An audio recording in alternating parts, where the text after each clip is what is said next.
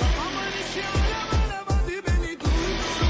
Dönüşü olmayan bir yol buldum. Sen yine tabii kafanda kurdun. Beni unuttun ama olsun.